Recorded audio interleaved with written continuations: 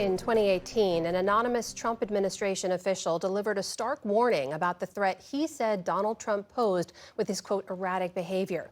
It sent shockwaves through Washington and drew the ire of the president. The author of that was later revealed to be Miles Taylor, the chief of staff at the Department of Homeland Security. When President Trump re-entered the White House earlier this year, he said Taylor's actions could be treasonous and signed an executive order for DHS and other government agencies to launch an investigation. This week, Taylor and his legal team formally asked the inspectors general at the Departments of Justice and Homeland Security to investigate the order. Miles Taylor joins me now. Welcome to the NewsHour. Thanks for having me. So before we get into the actions you're taking right now, I just want to put to you what the executive order from the president said in revoking your security clearance. He claimed that you abandoned your sacred oath by disclosing sensitive information, accused you of potentially committing treason, and then ordered those agencies to investigate you. I just want to get your response to those allegations. Well, I think it's important to state the obvious about that, which is in the United States of America, criticism of a president is not classified. Criticism's not classified. And I think what's so jarring about that order is I've come to think I know what the limits of Donald Trump are, but the language of that order to me was so Orwellian in its nature to even shock, I think, the conscience of other folks, that he would start to claim that personal criticism is a national security threat, and not just claim that in a press release or on Truth Social, but to launch a formal federal review to punish someone that had criticized him. That is concerning to me. But also, I would say there's a deep irony in who is making that allegation.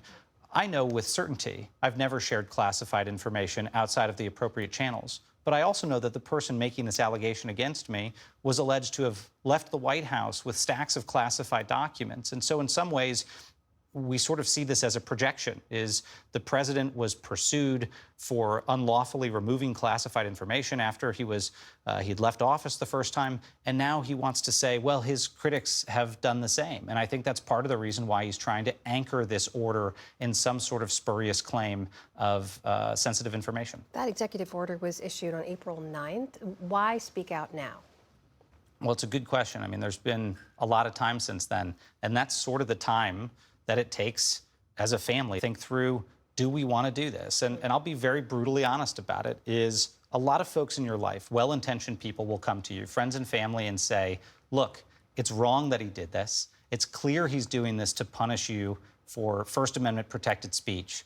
But if you speak out, if you push back, if you try to take legal action against them, they're just going to come at you harder.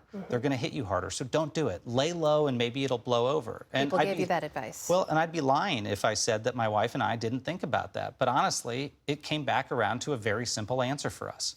This is just wrong. We think this is wrong for a president of the United States to be able to, with the stroke of a pen, blow up someone's life, defame them, and get away with it, and then do it to other people. And that's our worry, is if we just cowered, if we stayed quiet, this is going to happen to more people. This is bigger than me and my family. This is an attack on free speech, and there's no limit to it if we don't push back. There's a number of people the president has targeted individually and who have in response then sued the president. We know there's, by an Associated Press count, some like 200 lawsuits just challenging his executive orders.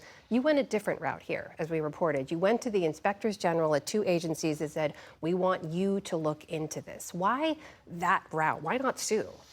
Maybe I'm naive because, you know, in normal times, this would be an avenue that would be available to someone who blew the whistle. And I suppose we want to test whether that guardrail is still there. These inspectors general, these watchdogs exist in departments and agencies for a reason, to make sure not only that those agencies don't commit waste, fraud, and abuse, but that they don't violate the constitutional rights of Americans. And so our hope is that as a first step, those inspectors general will see if there are officials within the Trump administration actually willing to carry out what is so obviously an unconstitutional order on its face, to go punish a critic for First Amendment protected speech. And if that doesn't work, if the IGs don't rise to the challenge, if they are afraid of the president, then we will look at other options. We've seen the president already go after more than a dozen IGs in his first week of office, not in these two agencies where you've asked them to investigate.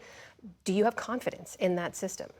I don't know. I don't have any reason to believe that those specific individuals in those offices won't do the right thing. But there's a lot of fear right now. There's an extraordinary amount of fear. And if they don't take up this case, which in any other administration I think would be such an obvious act of corruption, then it does tell us something that one of those last remaining guardrails of accountability may now be gone.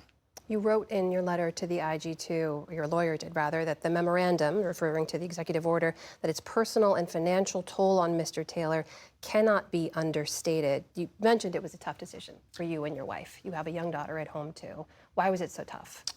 I mean, it can be embarrassing to come out and talk about those things. And that's why a lot of people in a situation like this would prefer not to talk about it. But I think it's important to say when something like this happens, it's not just a press release. It's not just a piece of paper. It has a real financial and personal toll on people. I mean, as soon as this happened, I'm the sole income earner in my household. My wife has stayed home with our baby, and we realized she would have to go back to work because I wouldn't be able to stay in my job while being on this blacklist. And the first question she asked me was, honey, are we going to be able to keep our home? Because we know how much lawyers cost. And we're really lucky in our case. I mean, we had an organization called Whistleblower Aid come forward. They launched a legal defense fund called endpresidentialrevenge.org.